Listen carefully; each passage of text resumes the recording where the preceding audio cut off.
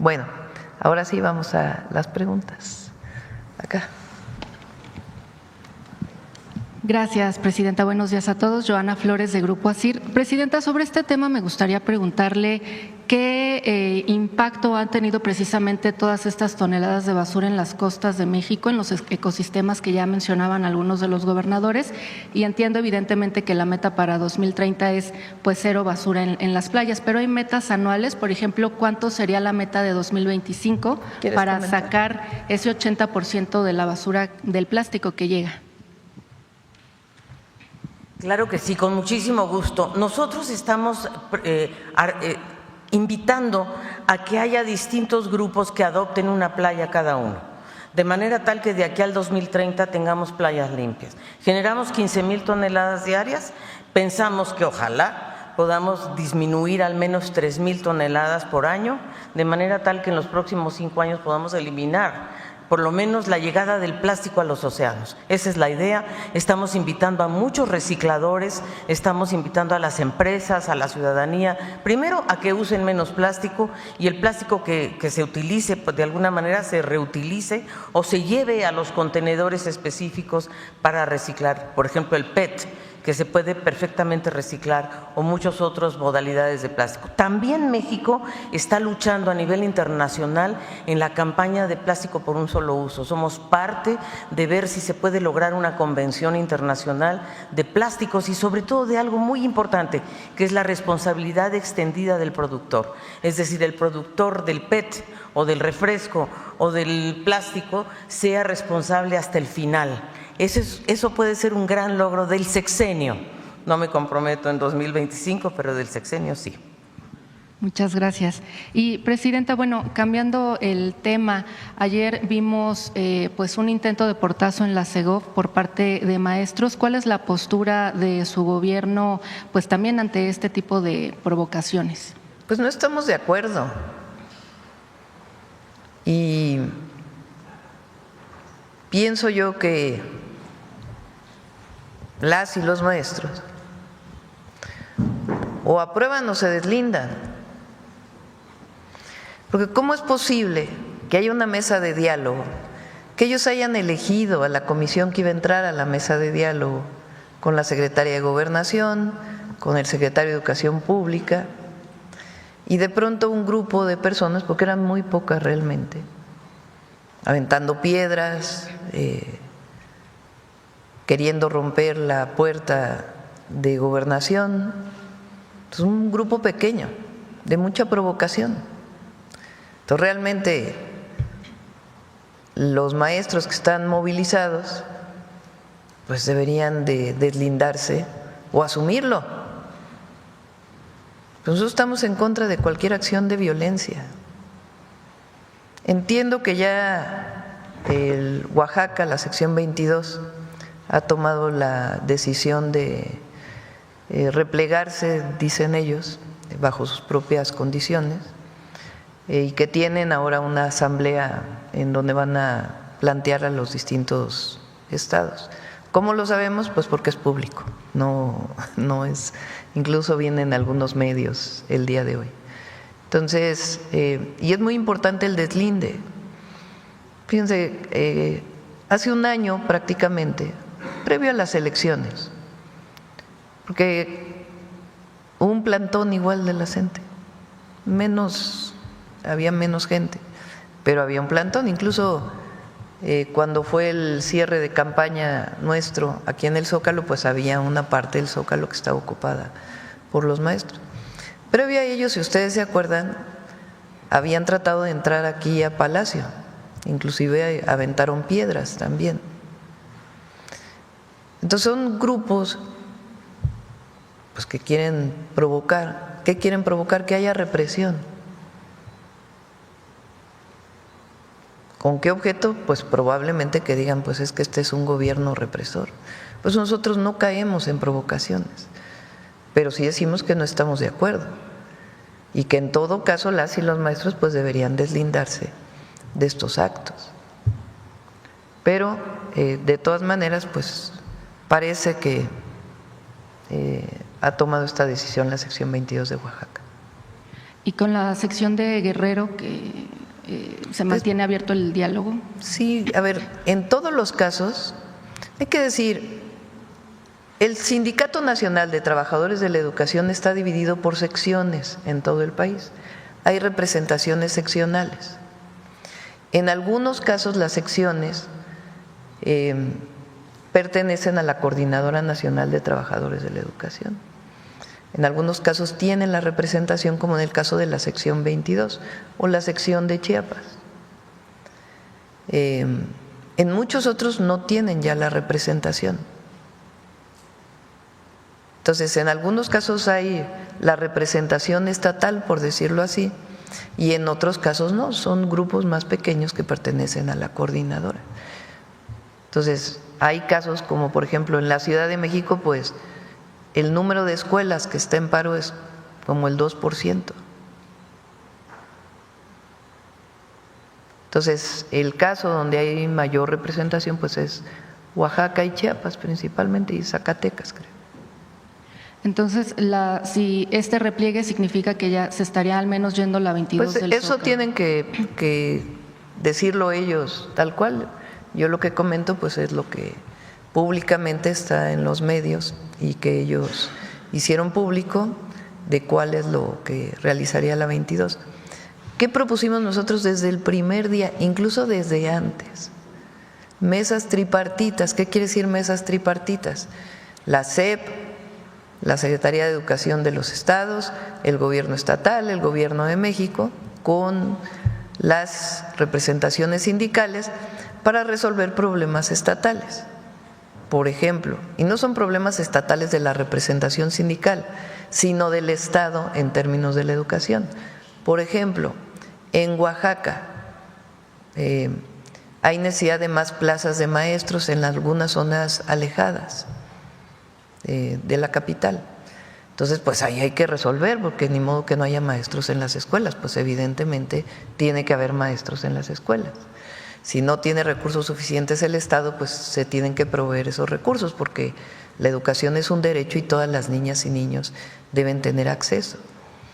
En algunos casos, como por ejemplo en Baja California Sur, los maestros que reciben sus salarios del Estado, no de la Federación, han estado pidiendo desde hace 25 años que haya plazas porque no están basificados. Entonces nosotros desde antes incluso del paro planteamos, creo que son como 2.500 plazas, que iniciáramos con 500 este año. Una demanda que se venía pidiendo desde hace mucho. ¿Cómo se resuelve eso? Pues en mesas tripartitas en los estados, donde se ven las necesidades, no del sindicato, sino de la educación, obviamente con el sindicato presente, para poder solventar pues todas esas necesidades que tiene nuestro país en términos de la educación básica. Entonces, por eso hay mesas tripartitas en cada entidad de la República. Gracias, presidenta. En otro tema me gustaría también preguntarle, el presidente de Colombia, Gustavo Petro, declaró que hay participación de mercenarios colombianos en cárteles de la droga mexicanos, que incluso un grupo de ellos habría participado en este ataque con una narcomina en Michoacán. Saber qué información tienen ustedes y no sé si en algún momento ha dialogado o buscará precisamente al presidente colombiano para hablar sobre este tema. Hubo una detención muy importante en Michoacán, en los límites con Jalisco, en donde lamentablemente fallecieron elementos de la Guardia Nacional por un artefacto explosivo, y ahí se detuvieron a miembros de un grupo criminal y ahí había varios colombianos. No es la primera vez que se detiene a personas de esta nacionalidad. En la Ciudad de México, cuando fui jefa de gobierno, también hubo detenciones de otras nacionalidades también, pero particularmente colombianos. Desde hace ya algunos meses quizá, inclusive lo mencioné directamente con el presidente Petro y aparte el canciller lo ha estado viendo, de hacer un grupo de alto nivel para los temas de seguridad. entre Colombia y México. Y ya ha habido algunas reuniones pues para poder tener información, así como tenemos una colaboración, una coordinación con Estados Unidos por nuestra frontera, pues de la misma manera buscamos una colaboración con el gobierno de Colombia para poder pues atender si hay alguna actividad criminal de algún miembro de algún grupo criminal en Colombia o a su vez algún miembro de un grupo criminal en México. Entonces sí hay coordinación y se está fortaleciendo pues la información, la capacidad de colaboración conjunta cada uno en nuestro territorio, pero pues nos ayuda mucho. Presidente, en este momento se puede confirmar o no que sí hay pues mercenarios ya en estos grupos. Lo que ha habido es detenciones. Lo puede informar, lo pueden preguntar el martes para que lo informe con mayor detalle el secretario de Seguridad, pero ha habido detenciones en México en donde hay personas de nacionalidad colombiana. ¿Qué tanto esto está? Pues son ya investigaciones que tiene la Secretaría. Gracias, Presidenta. Y en otro tema también, en Veracruz, la Secretaría del Estado presentó una denuncia ante la Fiscalía General de la República contra una empresa farmacéutica debido a que entregaron pues medicamentos falsos. Saber si este tema lo ha planteado aquí la gobernadora de Veracruz en las últimas reuniones que ha tenido y si ustedes tienen en la mira pues también a este tipo de farmacias que están vendiendo a los gobiernos como incluso bueno a nivel también federal. Ahora voy a hacer una gira, inicio el viernes, a los estados que han firmado el IMSS Bienestar. También Yucatán quiere firmar, también vamos a ir a Yucatán porque además ahí está la construcción del hospital, el Orán, que es un hospital de más de 200 camas, muy grande, está construyendo ingenieros militares y ya va a estar listo este año. Entonces, Yucatán también quiere entrar al IMSS Bienestar. Vamos a todos los estados para hacer una revisión de los avances del IMSS Bienestar, las problemáticas, lo vamos a analizar con los gobernadores, con los responsables del IMSS Bienestar en cada una de las entidades de la República, incluido el tema de distribución de medicamentos. Y ahí pues podemos ver estos temas, ¿no? Ahora, bueno, lo informó Eduardo el martes, ya estamos en la última parte de la licitación y estamos trabajando para fortalecer la distribución. Gracias, Presidenta. Y finalmente preguntarle, en el estado de Jalisco se presentó una iniciativa para prohibir el uso de celulares en los salones. La Secretaría del Estado va a hacer una encuesta. Su opinión, Presidenta, sobre este tema sobre este tipo de iniciativas, pues que buscan, por un lado, pues sí quitar estas distracciones en los salones para los niños que cada vez son más frecuentes. Nosotros somos más de la idea de educar y informar y que la decisión sea individual antes que prohibir. Pero lo cierto es que es importante que pues el celular no se esté utilizando en clase, en el recreo, o sea, que los niños tengan un espacio en donde no tengan que estar utilizando el celular. Podemos hablar un día con Secretaría de Salud porque hay muchos estudios del impacto que tienen las niñas y los niños el uso intensivo de los celulares, que tienen problemas de aprendizaje y otros muchos temas. Entonces es importante que se oriente a que no se use. Ya la prohibición pues es una decisión de cada entidad. Nosotros somos mucho más de la idea de que cuando se asume conscientemente más que una prohibición de que no es correcto, es mejor la voluntad de la persona, del niño o de la niña, que aprenda por qué no debe usarse.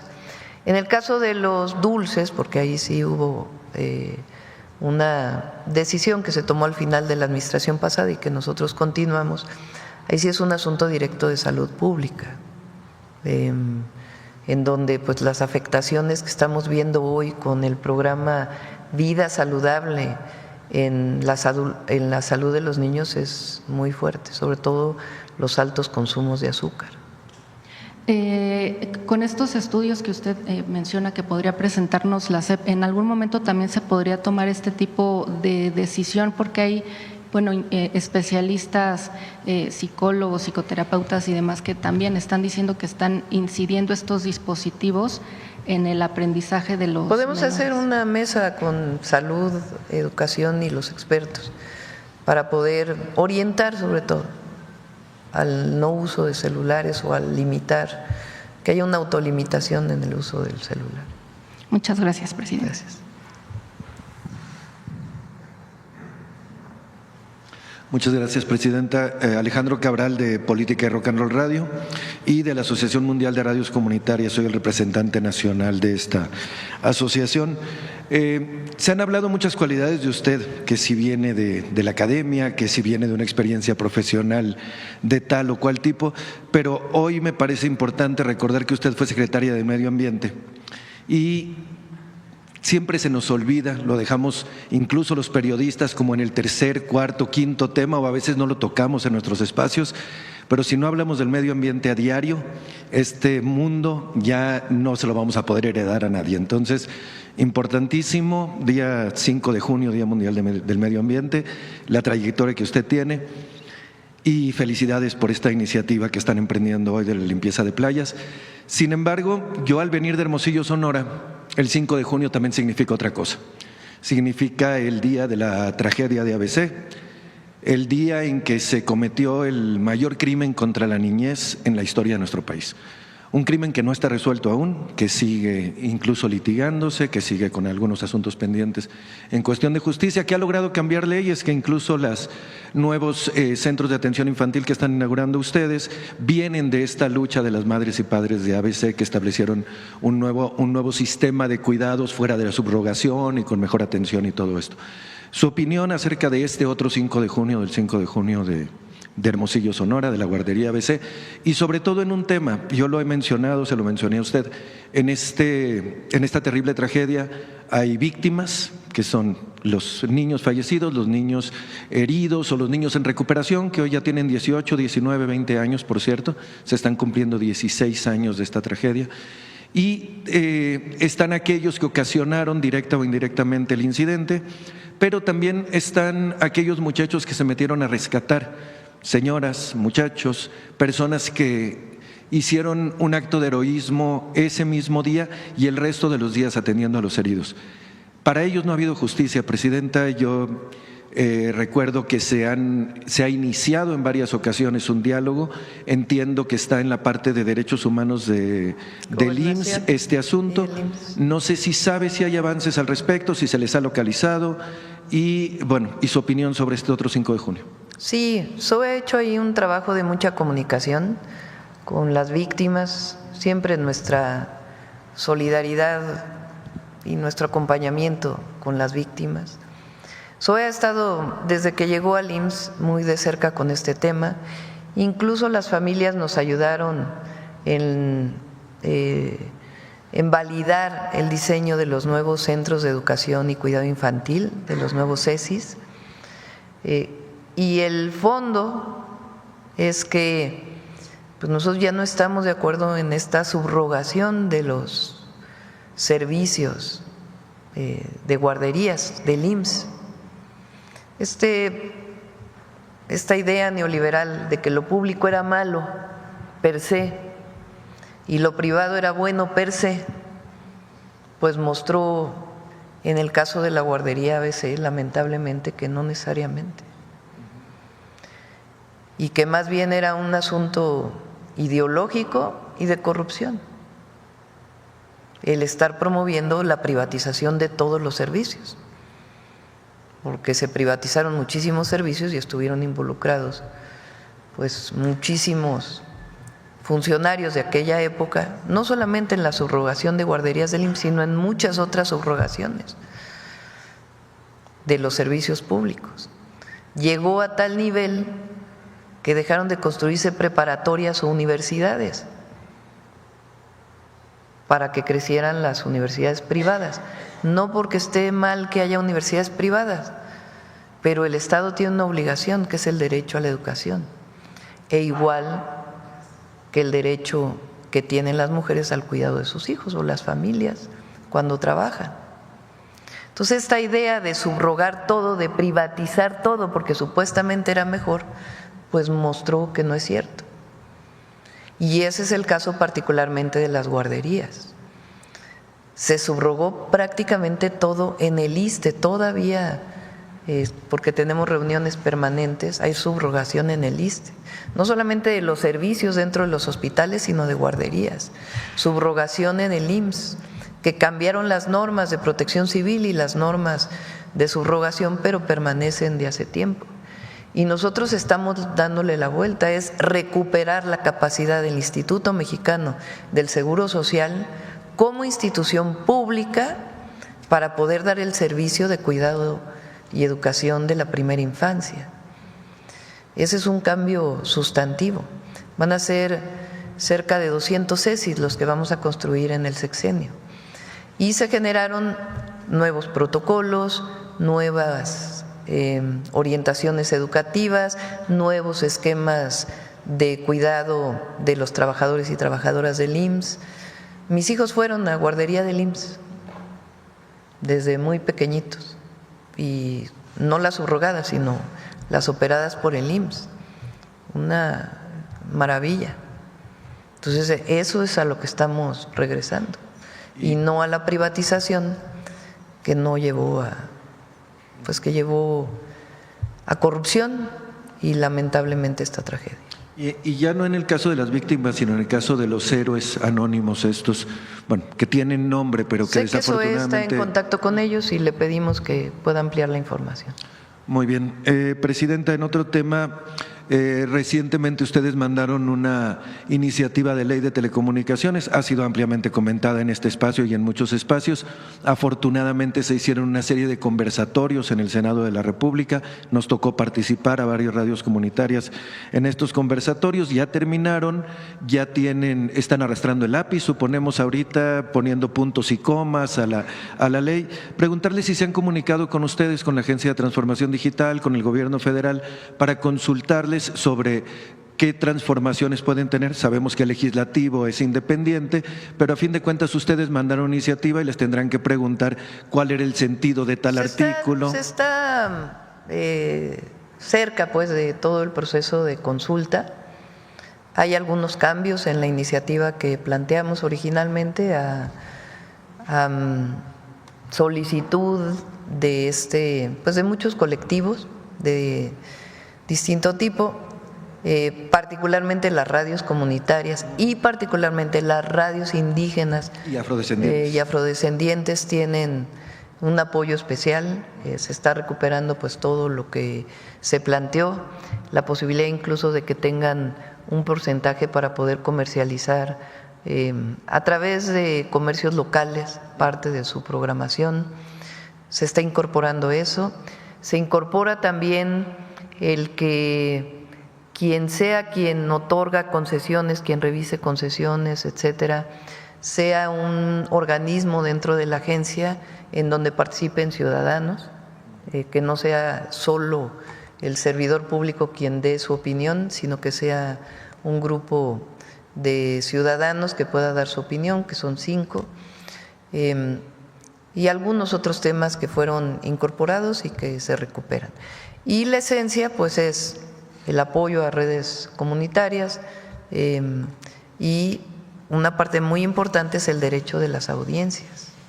Fíjense, en esta ola de comentócratas, ¿no?, de que vamos al autoritarismo, es cuando abrimos el derecho a las audiencias, porque ni con todos los órganos autónomos se había abierto el derecho de las audiencias, se había garantizado el derecho de las audiencias. Incluso se impugnó judicialmente. Incluso se impugnó, lo tacharon de la ley. Sí. Ahora pues está recuperando el derecho de las audiencias. Hoy se recupera todo un capítulo en la ley para hablar del derecho a las audiencias. Sí. Entre otros temas, creo que obviamente pues al final la propuesta que se toma es de la comisión porque regresó a la comisión, pero se están incorporando varios de los temas del debate y el foro que hubo en el Senado. Y precisamente en el tema de la ley hay algunos asuntos que se tendrán que resolver en la ley misma y otros en reglamento. El reglamento ya posiblemente les toca elaborarlo a ustedes ya como agencia o como gobierno federal. Y hay un punto que me gustaría señalarle, porque me lo han señalado varias radios, sobre todo las indígenas que están en condiciones pues con muy baja calidad de internet, muy baja calidad de energía eléctrica y demás. La energía eléctrica sigue siendo uno de los costos más grandes que tiene la radio comunitaria. En nuestras propuestas para el cambio de iniciativa proponíamos una tarifa especial de luz porque se nos cobra como empresa, se nos cobra como luz empresarial cuando pues definitivamente no lo somos radios que incluso no tenemos trabajo pagado, todo lo que hacemos es trabajo voluntario, tenemos que tener un trabajo adicional, dar clases o cualquier otra cosa para poder seguir haciendo periodismo y mantener la radio.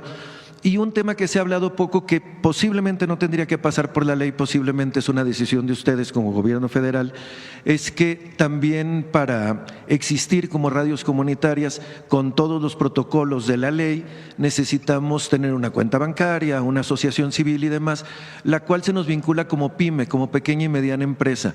Y en el SAT se nos registra como una pequeña y mediana empresa. Y sabemos que la misma ley del IVA, y la ley del ISR contempla que regímenes especiales para aquellas organizaciones que son de bien público, y nosotros no estamos en ese régimen especial, sino que hoy en día cualquiera de las radios comunitarias o indígenas con las que platiquemos, uno de sus principales erogaciones económicas es el pago de impuestos. Justo, lo sabemos, todos los mexicanos lo debemos de pagar, pero nos parece en nuestro caso que es un despropósito, y lo hemos venido haciendo, pagar impuestos como empresa, como pequeña empresa, cuando prácticamente todo el recurso es un recurso que se utiliza en la infraestructura del medio y el beneficio comunitario sin tener absolutamente ninguna ganancia.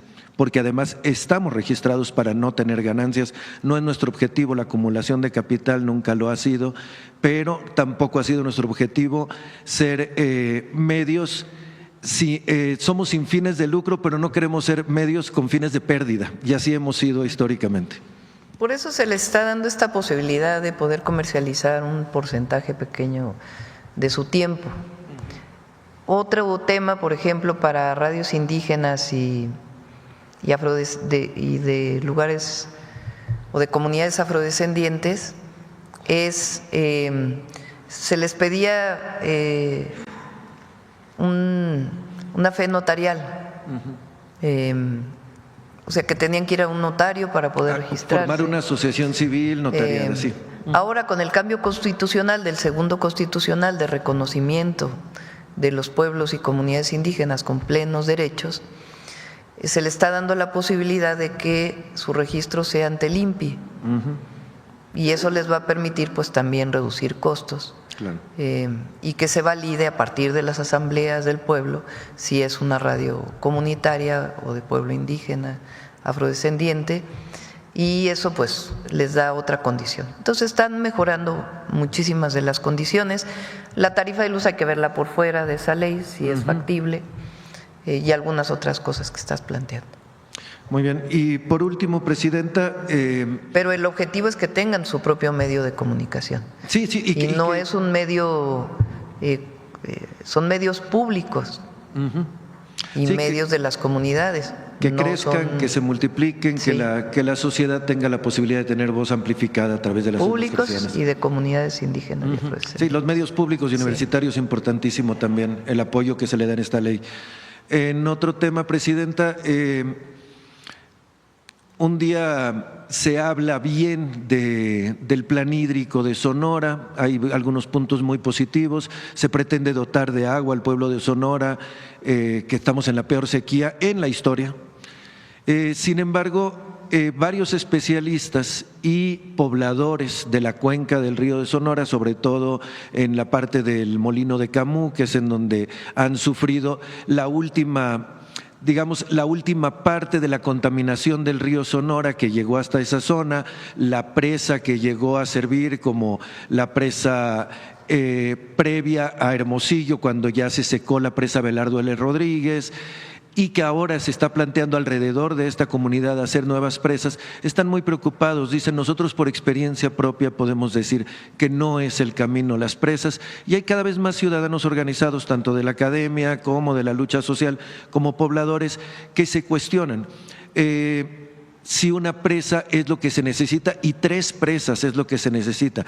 Sabemos que hay un plan, sabemos que lo están haciendo por algo, pero me han señalado en distintas ocasiones, en entrevistas que hemos tenido en nuestra radio, que este plan necesita mucho más diálogo antes de empezarse a andar, antes de empezarse a licitar, porque no ha habido consulta adecuada a las comunidades y cada vez se están organizando más las comunidades para dar su opinión, pero no ha habido estos espacios de consulta, nos señalan.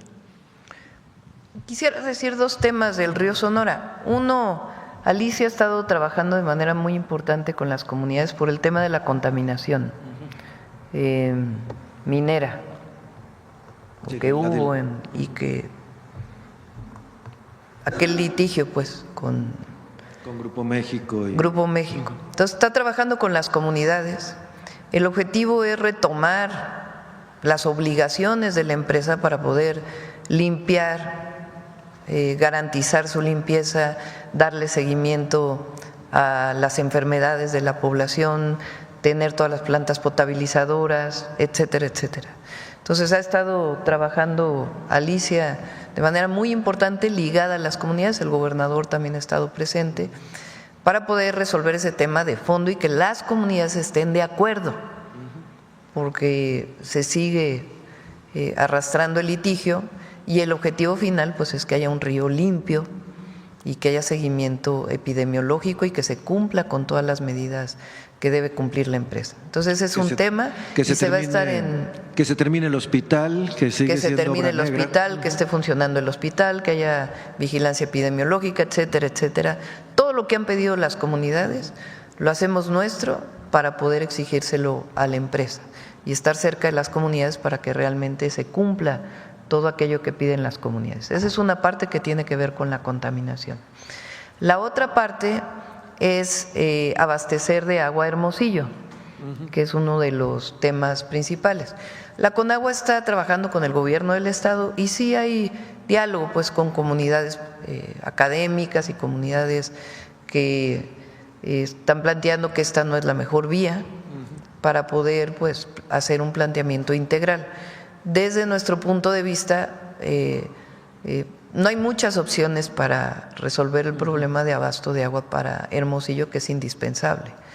Entonces, pues hay que buscar la mejor manera con los menores impactos y que funcione realmente. Entonces, hay mucho estudio relacionado con esto, no es una decisión arbitraria o inventada, sino que hay estudios detrás de ello. Y señalan, Presidenta, los estudios más conservadores, incluso los emitidos por el gobierno estatal y el gobierno municipal, que en Hermosillo se va poco más del 30%, tal vez hasta el 40% en fugas. Los estudios de ciertos académicos dicen que las fugas llegan al 60%. Entonces, en relación a esto, lo que nos dicen es… si se está haciendo un plan integral para abastecer de agua a la ciudad, ¿no sería bueno primero hacer un plan integral para el drenaje de la ciudad? De todas maneras, el estudio que se tiene es que además de atender la distribución de agua potable, la eficiencia en la distribución de agua potable, es necesario un abastecimiento adicional. Entonces, hay un estudio bastante elaborado, no es un invento o alguien que dijo, ay, pues ¿por qué no pones unas presas ahí? Pero bueno, tiene que haber diálogo. Muchas gracias. ¿Quieres comentar algo más del río Sonora? ¿Sí? ¿Quieres comentar? Bueno, primero muchas gracias por el interés. Con su permiso, señora presidenta, sí, estamos trabajando con mucha dedicación en el río Sonora. Hemos ido ya, la última reunión la tuvimos el 20 de mayo, allá en Hermosillo, con el gobernador Alfonso Durazo. Vamos a volver, queremos ir a comunidad por comunidad. 3 cosas queremos resolver. Uno, salud, que se complete el hospital, que haya un centro toxicológico, que les hagan exámenes a toda la población, a todos, 24,000 personas. Segundo, y que haya seguimiento. Segundo, agua. 30 plantas potabilizadoras. En este momento está el IMTA, allá el Instituto Mexicano de Tecnología del Agua, resolviendo un problema que tuvieron con una potabilizadora, pero queremos que se les instalen 30. Se resuelva el problema del agua de estas comunidades. Y tercero, el saneamiento, que significa realmente sacar los sedimentos del río, porque con la lluvia se da toda la vuelta, los sedimentos de metales pesados, de todos los residuos, digamos realmente de la empresa, de aquella explosión, de aquel derrame que hubo de cobre en 2014, y poderlo depositar en sitios realmente que tengan las capacidades para estar totalmente aislados. 3 acciones, 3 cosas muy concretas que estamos convencidos, y con el apoyo de la presidenta y con el apoyo de las comunidades, porque esto es lo que las comunidades necesitan y quieren, y queremos cumplirles. La supuesta limpieza, presidenta, secretaria, la supuesta limpieza a mí me tocó cubrirla, y a ojo de buen cubero veían hasta dónde llegaba lo manchado. De amarillo, de lixiviado de cobre, y hasta ahí personal sin ninguna capacitación y sin medidas de protección personal también. Yo creo que este personal tendría que ser revisado también su salud. Absolutamente. Hemos hecho un análisis bien profundo, la verdad, y te invitamos, ojalá nos puedas acompañar la próxima vez que vayamos, porque se trata, y ahí estamos, bueno, sin duda, se trata de dragar el río y sacar todo el sedimento, todo este contenido que tú dices de cobre, de cadmio, de plomo, hay muchos metales ahí, sí. Y ponerlos en contenedores que estén aislados. Ya tenemos toda la metodología lista, ya sabemos cuánto cuesta, y estamos nada más pendientes de estar de la mano de las comunidades, que ya sepan en cada kilómetro del río qué necesitamos hacer. Muchas gracias.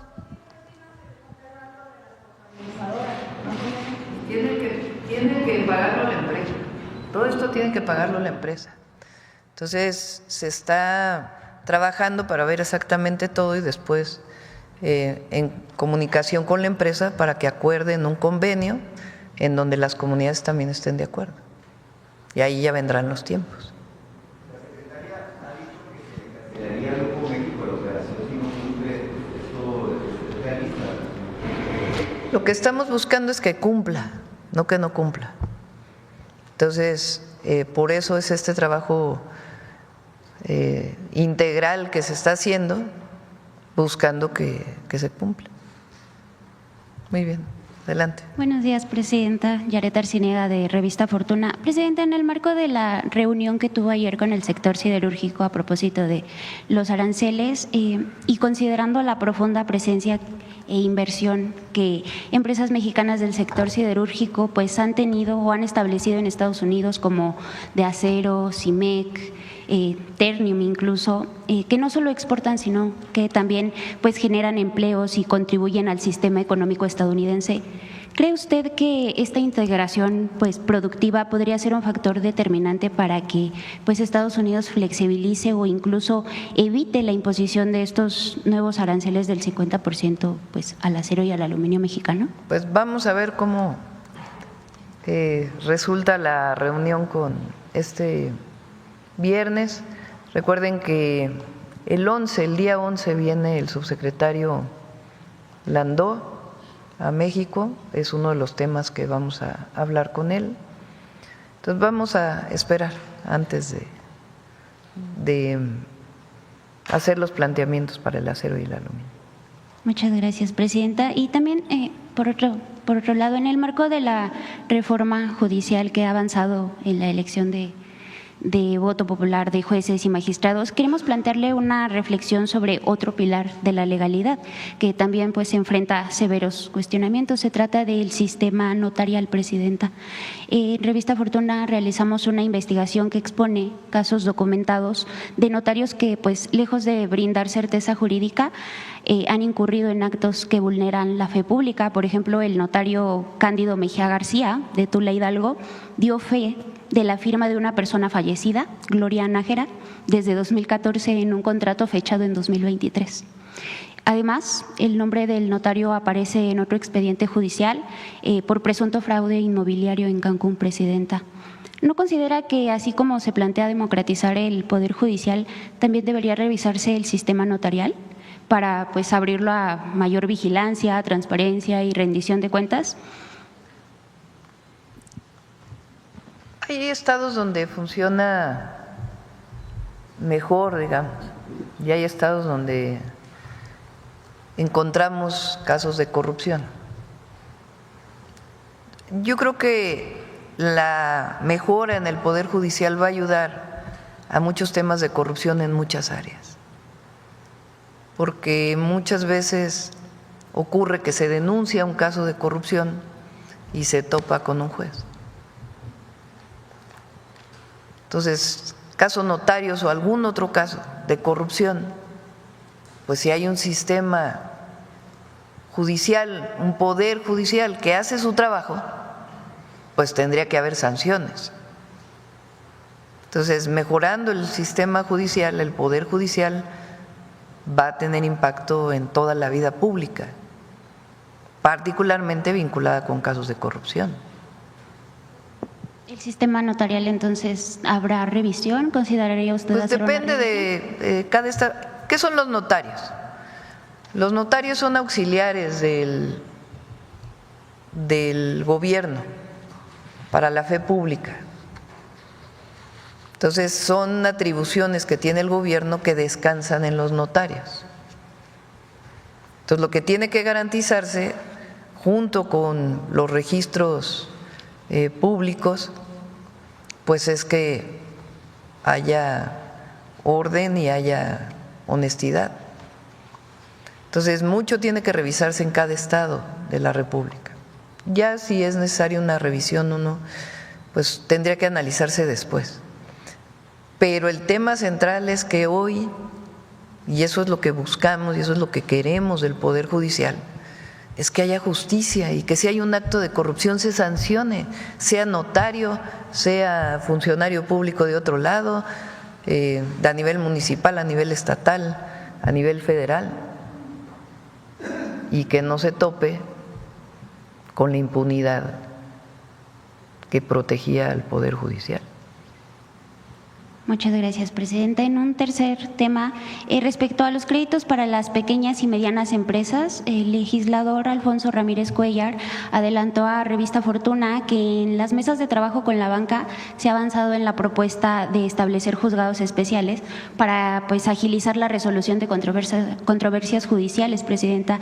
La banca señala que los más de 56,000 juicios pendientes y la duración de estos procesos pues complican la recuperación de garantías, lo que impide pues bajar las tasas de interés, que era una de sus encomiendas.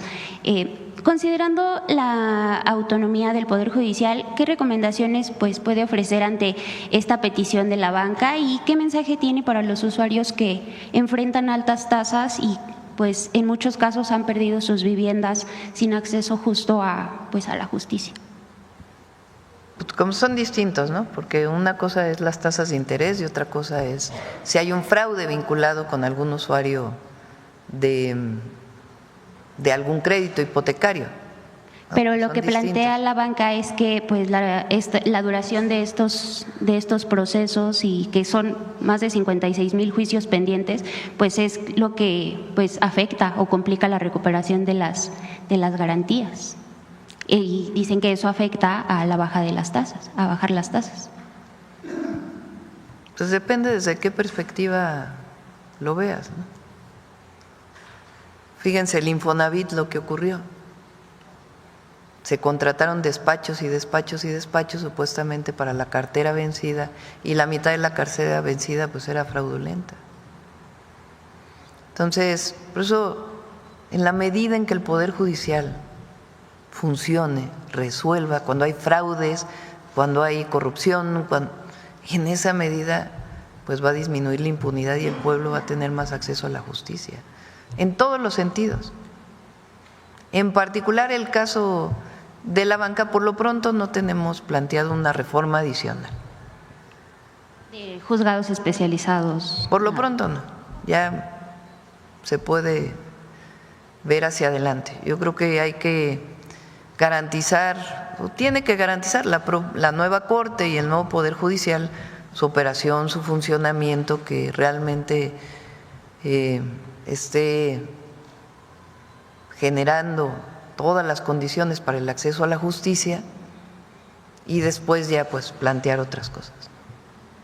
Muchas gracias, Presidenta. Y pues por último tema, la Sociedad Financiera Popular, Consejo de Asistencia al Microemprendedor, CAME, ha informado a sus clientes que colabora con la Comisión Nacional Bancaria y de Valores para cumplir con sus compromisos, luego de que hace aproximadamente un año aceleró la captación de clientes ofreciendo rendimientos anuales de hasta el 16%, Presidenta.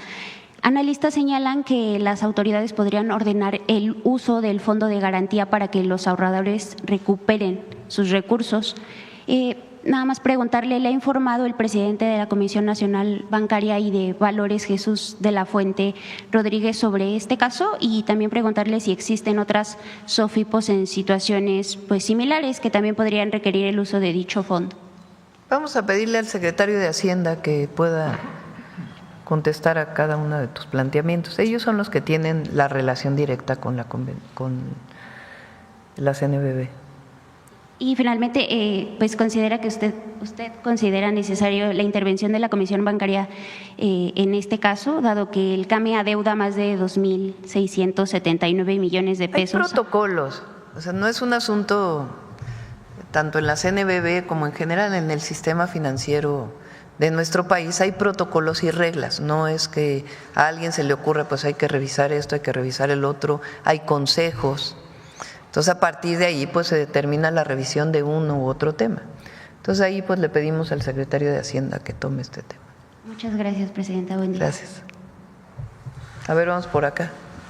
Acá y luego Alma. Buenos días, Presidenta. Buenos días a todos los invitados. Compañeros, buenos días, compañeros y compañeras. Presidenta, a la Presidenta Claudia Sheinbaum Pardo y a la Secretaria del Medio Ambiente, Alicia Bárcena Ibarra.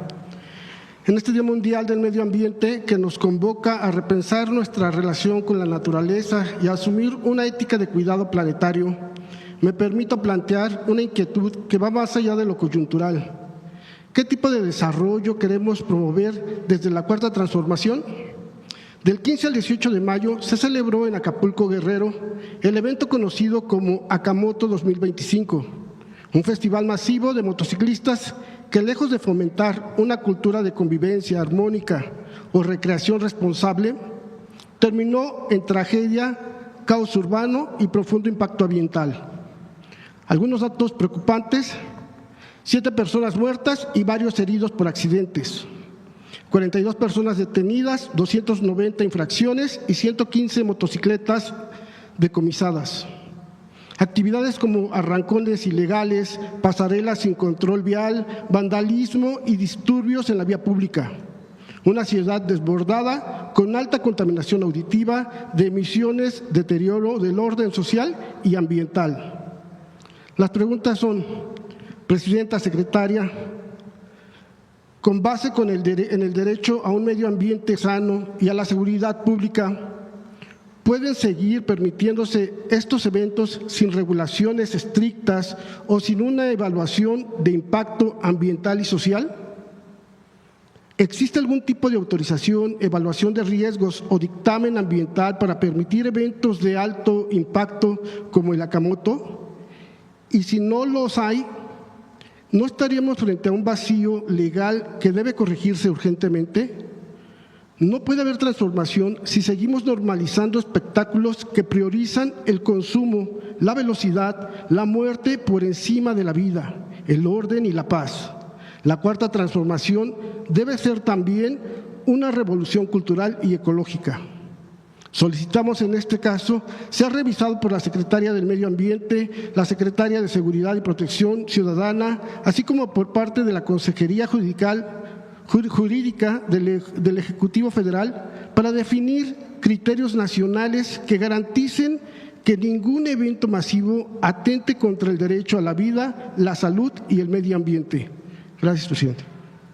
Es un evento que se realiza no es la primera vez que se realiza y tiene los permisos del gobierno del estado y del municipio. Me habían preguntado esto antes y le pedí a la Secretaría de Gobernación que entrara en contacto con la gobernadora de Guerrero para revisar la pertinencia pues de que siga ocurriendo o bajo qué reglas podría desarrollarse, y están trabajando en eso. O sea que esperemos que pronto nos pueda… Pues están trabajando, tiene que haber… hay regulaciones que son estatales y municipales. Y el Estado y el municipio pues tienen que asumir esa responsabilidad y nosotros coadyuvamos en este tema. Entonces, por eso la Secretaría de Gobernación pues está con la gobernadora para ver si requieren el apoyo de la Federación para pues revisar en particular este evento. Y que se espera que el próximo año 2026, si es que se da este evento, que por lo que veo se va a seguir dando, ya no sucedan por lo menos este tipo de… Pues tienen que ponerse limitaciones, reglamentos que deben cumplirse, ¿no? Bien, esperemos. Gracias, presidenta. También traigo una denuncia de un acto atroz ocurrido en el municipio de Xixú, Guanajuato, durante un evento de rodeo. Al menos 2 gatos fueron amarrados con fuegos artificiales y perseguidos por niños, mientras los asistentes, adultos incluidos, reían, grababan y aplaudían. Esto no es una anécdota menor ni un simple exceso, es una fiesta popular. Esto es crueldad animal agravada, un delito tipificado en el Código Penal de Guanajuato y en la Ley General del Bienestar Animal. Aquí no hay ignorancia, hay sadismo, hay voluntad de infligir dolor, de convertir el sufrimiento de seres inocentes en espectáculo. Presidenta, en nombre de millones de mexicanos y mexicanas que creemos en la justicia, en el respeto a toda forma de vida y en el legado humanista de la Cuarta Transformación, le pido que este crimen no quede impune. Le pido que exhorte al presidente municipal de Xixú, Francisco Orozco Martínez, y a la gobernadora Lidia García Muñoz Ledo a que se pronuncien con firmeza y actúen con responsabilidad, porque todo silencio es complicidad y todo encubrimiento institucional es parte del crimen. Es urgente abrir carpetas de investigación, identificar a los organizadores, sancionar a los responsables y garantizar atención veterinaria si es que los animales aún viven. De lo contrario, estaríamos permitiendo que se legitime la tortura como diversión y eso, presidenta, es profundamente contrario a los valores de una sociedad justa y humanista, como la que usted está construyendo. La violencia no puede normalizarse ni contra los humanos ni contra los animales, porque quien es capaz de reír ante el dolor de un gato, mañana será capaz de hacer lo mismo frente al sufrimiento de un niño o una mujer. Con usted al frente del país estamos seguros que podrá regresar la esperanza y por eso confiamos en que este caso no quedará en el olvido. Y también quiero preguntarle con respecto al mismo tema, presidenta, si existen también protocolos para proteger a los animalitos que viven y conviven en los edificios públicos. Un ejemplo de esto pues lo tenemos aquí con usted en Palacio Nacional, con los gatitos, en donde sí existen estos protocolos. Entonces, principalmente si existen en estos edificios públicos estos protocolos y de qué se trata. Gracias, presidente. Recuerden que ya en la Constitución está prohibido el maltrato animal. Entonces, sí, pues el llamado a la gobernadora, que seguro nos está oyendo, y al presidente municipal, pues para que no se realicen estos actos y si es necesario, pues la sanción, como bien mencionas. El maltrato animal no solamente es condenable, sino que lleva a otros actos de violencia también. Eso está demostrado. Entonces, hoy está prohibido en la Constitución y en efecto, y hay que normar. Y parte de eso pues es una parte estatal, municipal y lo que nos corresponde a nosotros. Pero, ¿y con los protocolos en otros lugares públicos, sí existen, los hay o nada más es aquí en Palacio Nacional? Esa parte, o sea, los protocolos que tienen que ver con… hay una parte que norma la Federación. Por ejemplo, en medio ambiente está la Ley General del Equilibrio Ecológico y norma una serie de acciones humanas o, por ejemplo, en el sector industrial, las fábricas que producen químicos, pues las norma la Federación. Hay otras que norman los estados, dicho por la propia ley. En estos casos, la normatividad de protocolos en edificios, etcétera, pues tiene mucho que ver con las normas estatales. Y la Federación coadyuva para que eso se pueda desarrollar. Gracias, presidenta. Aba, calma. Sí. De la jornada. Gracias, presidenta. Sobre la CENTE, los maestros están diciendo que se agotó el diálogo y que insisten en que sea directamente otra vez con usted. ¿Qué les responde? No se ha agotado el diálogo. Lo que pasa es que lo que no se puede hacer es derogar la ley, como ellos le están planteando. Lo que nosotros hemos dicho es que hoy los maestros que están en cuentas individuales tienen una pensión justa gracias al Fondo de Pensiones para el Bienestar, que en esencia es echar para atrás la ley del 2007 en términos de la injusticia en las pensiones. Una persona que ganaba 16,000 pesos, un maestro o una maestra, y que con el régimen de cuentas individuales se iba a retirar con 4,000 pesos, hoy se va a retirar con 16,000 pesos. Entonces, eso pues es algo que hemos estado hablando. Sobre el tema de las edades en aquellos que se quedaron en el 10º transitorio, pues se ha estado hablando. Entonces, diálogo siempre va a haber, la puerta del diálogo. El asunto es que el diálogo pues representa pues llegar a posiciones que se encuentren, porque un diálogo para llegar a posiciones que no se encuentren pues es muy difícil, ¿verdad? Pero la puerta del diálogo siempre está abierta. Ahora, no entendemos por qué la violencia de ayer en el Gobernación. Si hay un diálogo. Sí.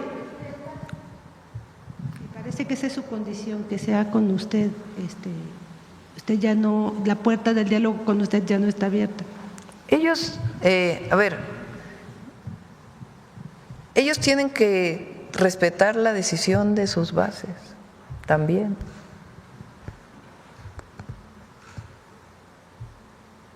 Entonces, tienen toda la capacidad, toda la secretaria de Gobernación y el secretario de Educación Pública para hablar con ellos, negociar, buscar coincidencias.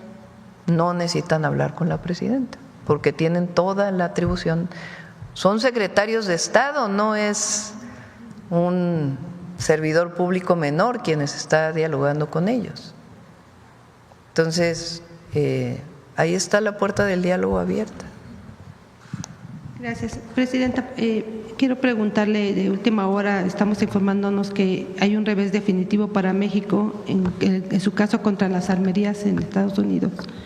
La Corte Suprema de ese país resuelve que no hay sustento para que México acuse a los fabricantes de que un tercero, los cárteles, utilicen sus armas para cometer crímenes. Son 2 juicios, vamos a ver cuál es el resultado y les informamos. Gracias. Y por el otro lado, ayer insistir un poco sobre la reunión que tuvo con los empresarios de acero y aluminio. ¿Qué acordaron y usted considera que aún hay tiempo de lograr un acuerdo con Estados Unidos? Vamos a ver qué pasa el viernes en la reunión que tiene el secretario de Economía con distintos secretarios en Estados Unidos. ¿Ayer le expresaron algo en particular, le pidieron algo en particular a los empresarios?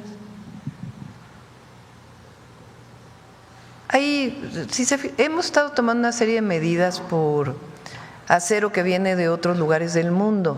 Recuerden que aquí Marcelo planteó que se revisaron los molinos de distintos países asiáticos y se cerró la posibilidad de que importaran esos molinos porque en realidad no existían los molinos cuando se hizo la verificación.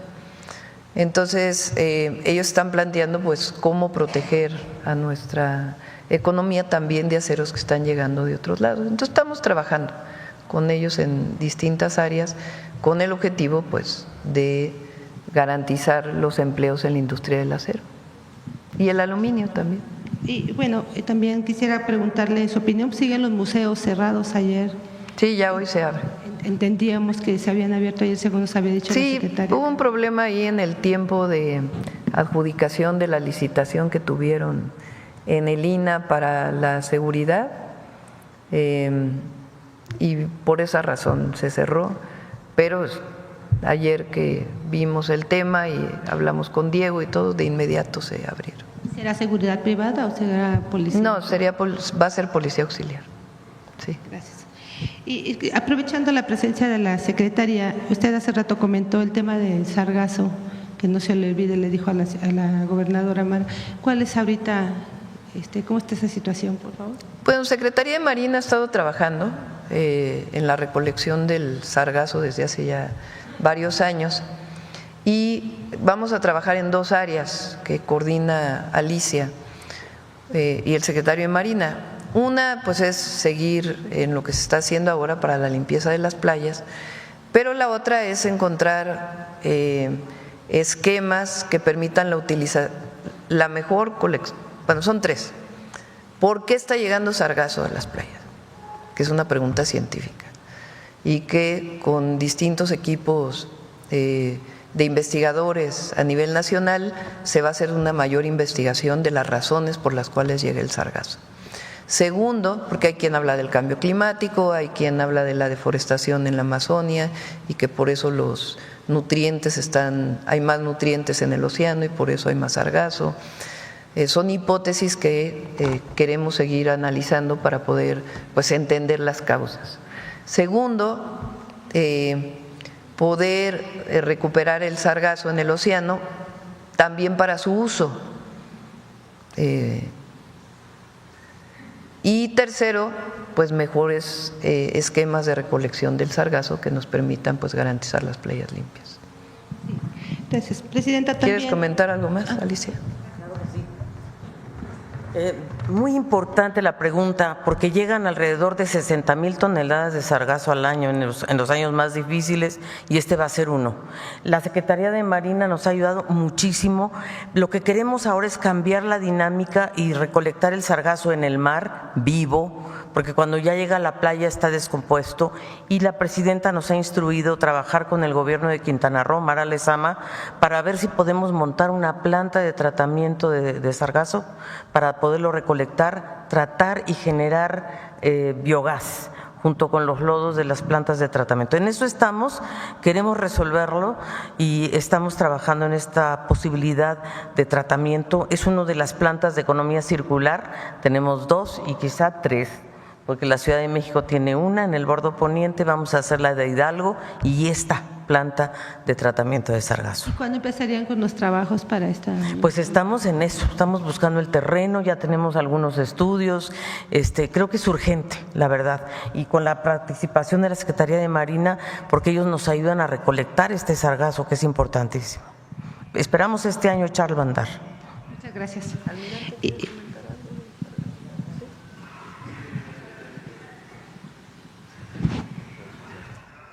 Sí, nada más, nosotros tenemos un buque sargacero oceánico con el que estamos colectando el sargazo en alta mar y una serie de 11 sargaceras costeras. Lo importante es evitar que lleguen los grandes volúmenes a la playa. Aún así, existe toda una coordinación con el gobierno del Estado para incorporar a los hoteleros, a las empresas privadas que con maquinaria limpian las playas. Entonces, es un trabajo constante por temporada y bueno, el trabajo que estamos haciendo con la Secretaría para poder recolectar nosotros el sargazo vivo y lo puedan ellos usar para fines útiles a la sociedad. Y Presidenta, por otro lado, quisiera preguntarle su opinión. Un tribunal colegiado de apelación con sede en Matamoros, Tamaulipas, determinó, pues, que decretó la absolución de José Luis Abarca Velázquez en cuanto a su participación en la desaparición de los estudiantes. ¿Qué opina? Él, de todas maneras, permanece detenido por otros delitos. Estamos con la anuencia del fiscal general de la República fortaleciendo la fiscalía especializada para el tema de Ayotzinapa y con la anuencia de los padres y madres. Entonces es un tema también de los jueces, no solamente. Y va avanzando las nuevas líneas de investigación que estamos siguiendo, que ya en su momento se podrán hacer públicas. ¿Usted está de acuerdo con esta absolución? ¿Perdón? Se está revisando por parte del fiscal y con anuencia de los padres y madres. ¿Usted está de acuerdo con esta absolución, presidenta? No estoy de acuerdo con que los jueces sin explicación alguna absuelvan. No estoy de acuerdo. Cuando hay sustento en la investigación. Es este tema de la reforma al Poder Judicial. Este es otro caso más. Como el caso también que nunca quedó claro de la liberación de muchísima gente, en el caso de Ayotzinapa, por tortura, que también fue un juzgado que lo determinó. No quiere decir que estemos de acuerdo con la tortura, sino cómo se dieron estos casos.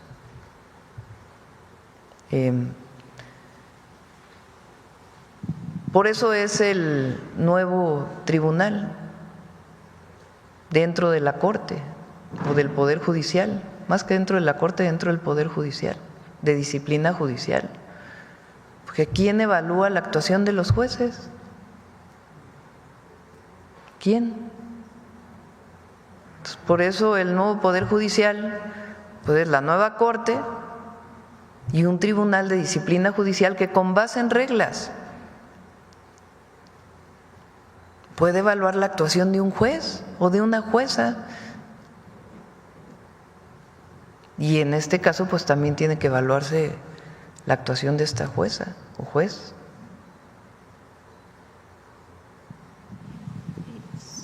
Solo por último, en el caso del rancho de César Duarte, ¿en qué vamos ahorita? Había presentado una… El rancho de Chihuahua. De Chihuahua. Se presentó una denuncia penal y se está dando seguimiento a todo lo administrativo. ¿Es contra porque quién? no tiene sustento el amparo que se dio a esta otra jueza. No tiene sustento, porque inclusive era algo que ya se había litigado y que no se le había dado la razón. Entonces se presentó denuncia penal ante la Fiscalía General de la República y se está litigando la parte administrativa. Porque esa agua no tiene por qué estar retenida en estas presas para uso privado. Esa agua además pertenece a una de las cuencas del Tratado de 1944. Entonces, vamos a seguir litigando y se presentó la denuncia penal. Muchas gracias. Gracias. Bueno, creo que ya terminamos hoy.